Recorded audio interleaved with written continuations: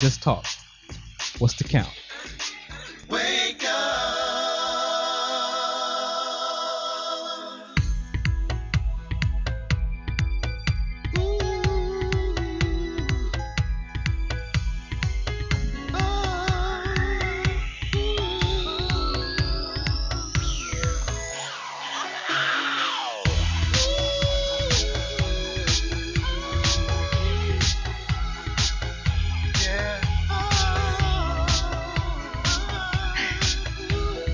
Just got to make sure I'm not shining too much, you know? I need a makeup artist. Richard, can we work on that? I need hair, I need makeup. I had to do my own hair today, Shelby. I'd love someone to do my hair and makeup every day. I know. There's worse problems in the world, huh? Yeah. But geez, I need hair and makeup. Yeah, this is a great track. He's bringing us water. It moves. I know, and he's bringing us water. Well, when you're a celebrity for JDRF, that's what happens. That's right. Why don't you bring some of that star power you've got to JDRF? Welcome back, guys. This is your host, James Kinney, the business of business. And in the words of Montel Jordan, this is how we do it. Oh, old school. Big shout out to my man, Tom McDonald, tuning in right now from New York City. Tom is a former Wall Street executive who now works for Capgemini, a huge utilities consulting company. So shout out to Tom. Thanks for tuning in. Hannah Cole from Facebook. Hey, Hannah Cole. I think we know Hannah Cole. Hi, Hannah. Hannah Cole is my future baby mama. My future ex-wife baby mama. Hi, Hannah. I know you didn't know that, but now you know. Shout out to Brian Harder from Austin, Texas, who's tuned in as well. And Johanna Hayes. Hi, Johanna. Shout out to everybody watching us on Facebook, Twitter, Instagram. Make sure to follow me on Twitter at James N. Kinney. Facebook is facebook.com/James N. Kinney. Tumblr is James N. Kinney. So I guess you figured out how to find me, right? Shelby, you got any at mentions? No. What, at JDRF? At JDRF LA. Come on, we're marketing Sorry. people. At JDRF. On the spot there. Sorry, I was put on the spot. Sorry about that. I know the star power's blinding you right now. It is. I don't even know what to do right now. Don't even know. It's so hot right now. Just so hot up in here on a Thursday. Just making it rain and it's hot. It's not really hot, Richard. But We need the rain, though. We do need the rain. Yeah. So getting back to the business of nonprofits. I was going to look this stat up. I didn't have it off the top of my head, but I read something very interesting. So there's a couple different ways that nonprofits attract, and I looked at the number of likes. So like from a digital marketing, because we were talking about like innovation and innovative tools for JDRF to tell their story better, right? Because brands need to find a way to tell their story. Mm-hmm. So guess what the number one nonprofit is in regards to likes? Do you not know? You probably could. It surprised me. NPR. Really? Yeah, because NPR is nonprofit radio. Yeah. Okay. Yeah. So they have number one likes, and then let me see if I can bring it up. But it goes down from there. Number one likes. I'll have to look it up later. But it was cool to see number of likes. Then there's fundraising, right? So there's all these different metrics that nonprofits go by. Then we've all heard the stories about certain executives in nonprofit that are making $600,000 a year, and you're like, wow, really? What are your thoughts on that? I mean, and if it's something you can't comment on, just say no comment. Mm-hmm. But obviously, this has nothing to do with JDRF, just for the record. But what are your thoughts on C-level executives within nonprofits making crazy amounts of money? Yeah, I mean, and I've actually had this discussion before, and I won't like name the nonprofit that I'm thinking of, but it's not JDRF. But we won't name names. But yeah, it is a nonprofit. Mm-hmm. I think you do need to pay your employees well, especially because of the way nonprofit works, where there is a high turnover, and which that may be in many companies, however, but there is a high turnover. Yeah, go ahead.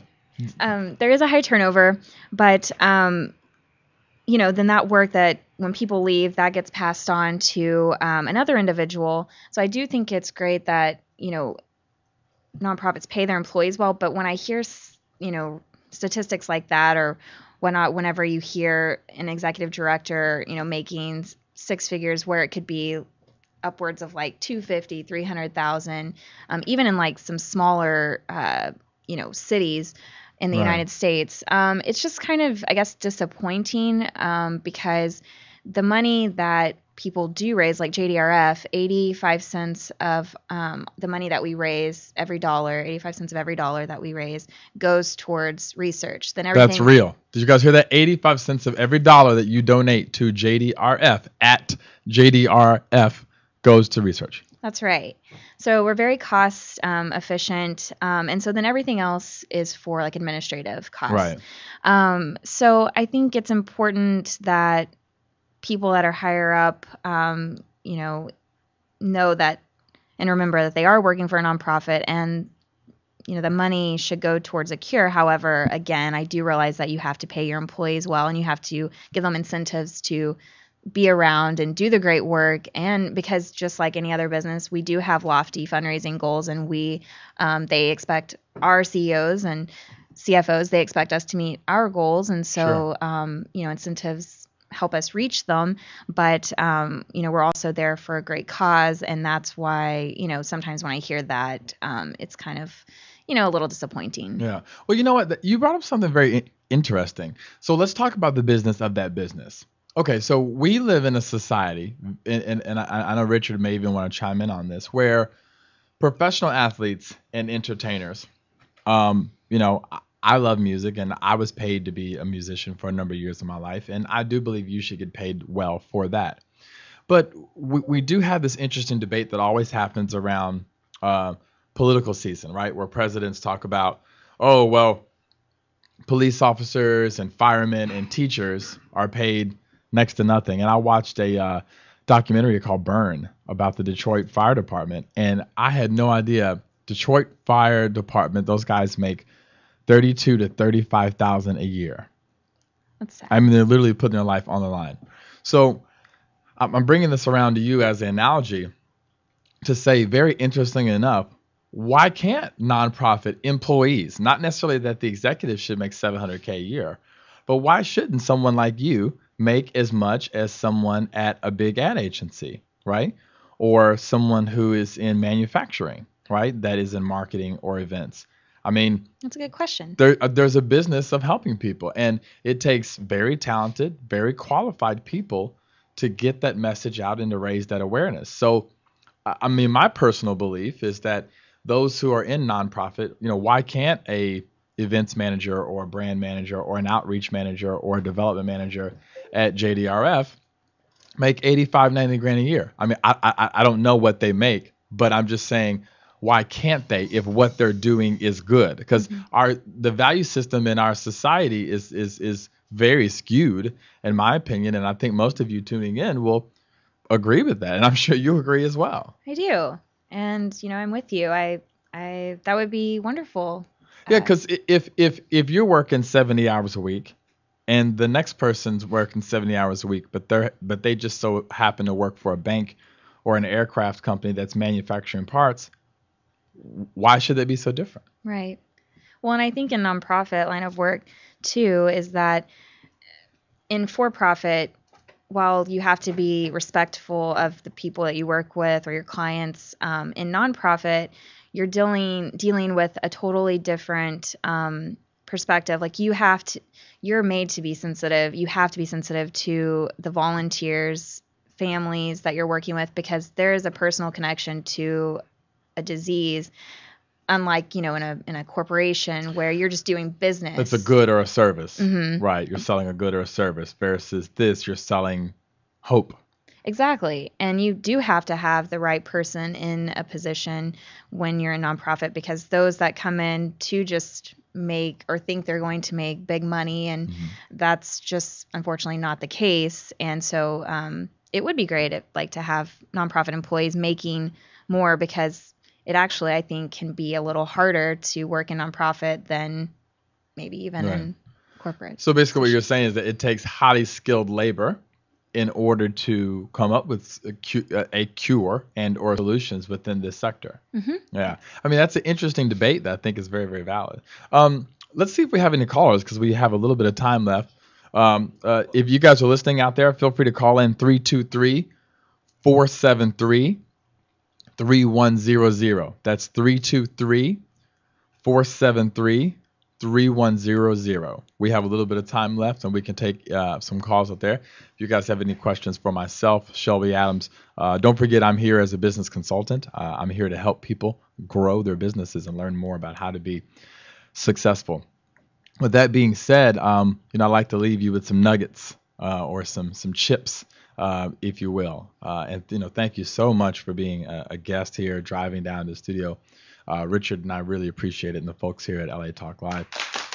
Thank you. So let's talk about February 8th. What's going down? Beso, beso, Beso. beso. All right. Beseme mucho. Well, your Italian's a lot better Thanks. than mine. Yes, this Saturday evening, February 8th, from 6 to 9 at Beso. Wait. When? Saturday, February 8th. Okay. This Saturday. Yes. Put it on your calendar. There we go. We hope you're there to support JDRF. It's from 6 to 9 at Beso in Hollywood. It is our Young Leadership Committee, which is a group of young YMCMB. young professionals Oh, yeah, sorry. that want to raise money for a great cause. In this case, obviously, type 1 diabetes. But it's our first Bid to Cure diabetes event, and we will have a few bachelors and bachelorettes being auctioned this Saturday night. Yes, I am a bachelor. And James is a bachelor, ladies, so get your ticket. And I will be doing the full dance from Genuine My Pony. We're going to raise a lot of money, I can already tell. Sorry, go ahead. So yeah, I mean, it's a great cause, or, it's going to be a great event for a great cause. $40 gets you into the event. It's 3 hours of open premium bar. Did you say that it was only $40 for open premium bar? $40. Did you just say that, Shelbe Adams from JDRF Los Angeles? Did you just say that? I just said that, James. Wait, how much was it? $40. For what?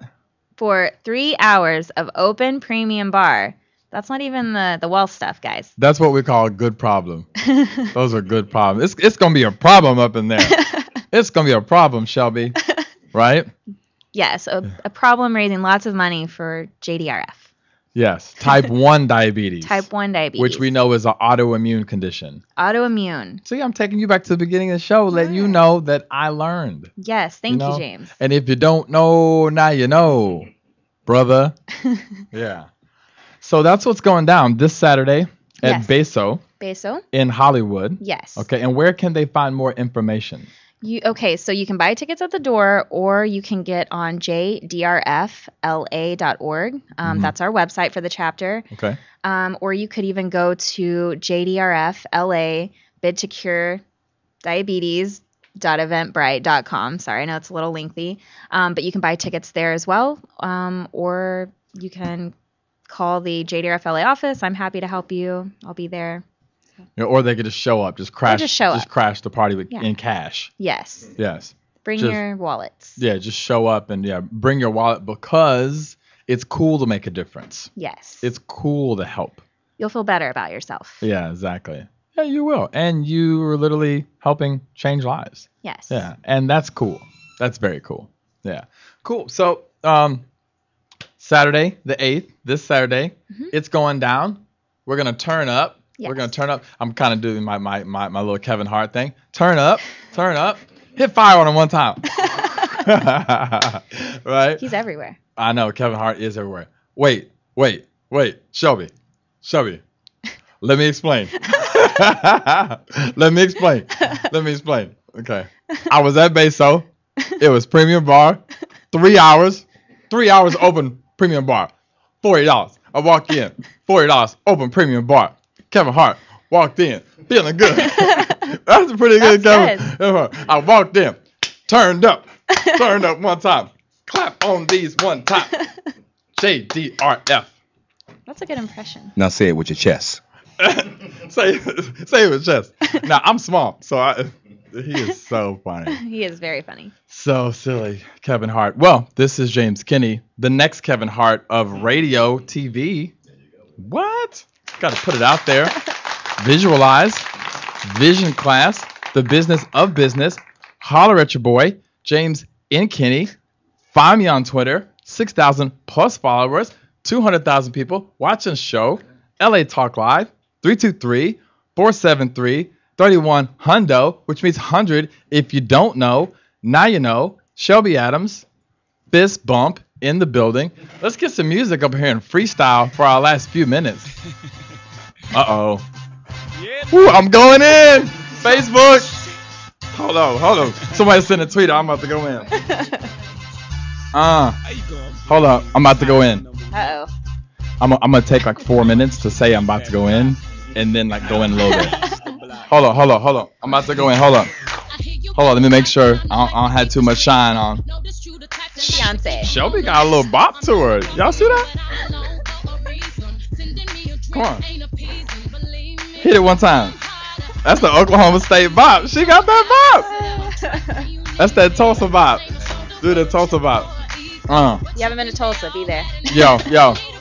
If you haven't been to Tulsa, then you don't really know. My name is James Kinney, and I got a brand new show. It's the business of business. Can I get a witness? I'm up in the studio. I'm all about my business. Financial health and wealth and prosperity. James Kinney on the mic. You never ever heard of me, but I'm like Bill Bellamy. Catch me Saturday the 8th when I'm at Beso. No, I can get it straight. $40. And it's a premium open bar. I'm going to be up in there because I shine like a star.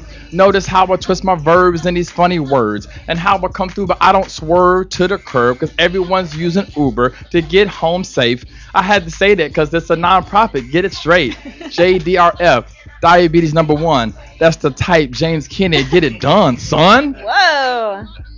What? Hit applause one time. Give a round of applause. Thank you very much. I'm gonna pop my collar now. Yeah.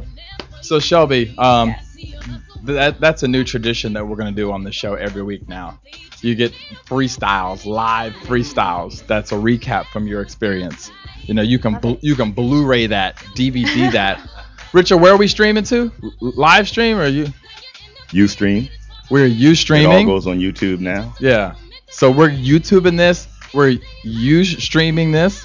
You know what I mean? So when you get back to the house, you can show your friends. You can show them the freestyle. You can show them how it went down. Still bringing the Kevin Hart back one more time because I got 2 minutes left and I want to take out more time. You know what I mean? Yeah. Because I like what I do. And it's a Thursday. Thursday. And it's going down. So where's your freestyle? Come on, let me get 2 bars. I can't. Just be like, my name is Shelbe and I'm here to say I work for JDRFLA. Good. Have him write it first for you, Shelbe. Yeah, Don't thank do it, you. man. Don't do it. I'll ghostwrite your rhymes for you. I've been nervous enough this hour. Can't do that, James. All right, ready? Can't do that to My me. name is Shelbe Adams and I'm here to say I work for JDRFLA. FLA. Oh, come and see me Saturday. $40. That's what you gotta pay. All right, guys. Thanks for tuning in to the business of business. My name is James Kinney. I'm your host. Namaste. Thank you so much for the opportunity, Shelbe. It's really been a pleasure. Thank you for having me. Make sure you guys at least put a like on Facebook for JDRF. If you don't have the $40, show them some love on social media. Tweet to them at JDRF. Thank you, Richard Carr. You're the man. LA Talk Live, where we are clearly more than just talk because we rap too, and we do Kevin Hart impersonations, and we give shout outs. Yeah, we're kind of a big deal around here. We'll see you next week, guys. Next Thursday, one time.